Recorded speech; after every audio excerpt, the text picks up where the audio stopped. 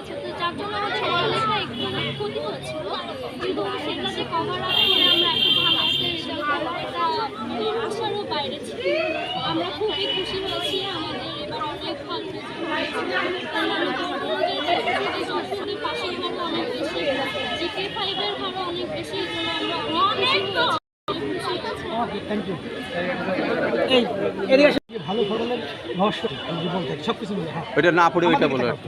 হ্যাঁ, মেইন কথা হলো আমরা আর কি না পড়ে পরীক্ষা দেওয়ার মতো আমি কোনো কিছু এক্সপেক্ট করি না। আমি সবসময় ভেবেছিলাম যে ঠিক। পরীক্ষা দিয়েই আমরা ভালো ফলাফল করবো, এটা আমাদের আশা ছিল। ভালো ফলাফল করেছি, এটা আমরা অনেক খুশি।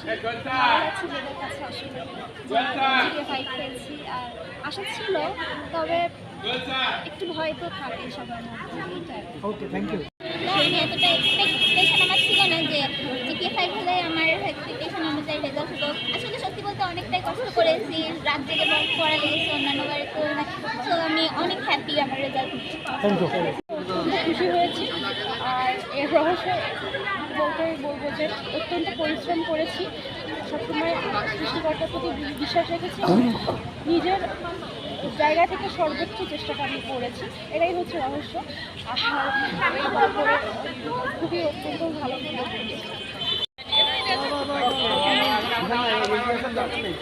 ওই জায়গায়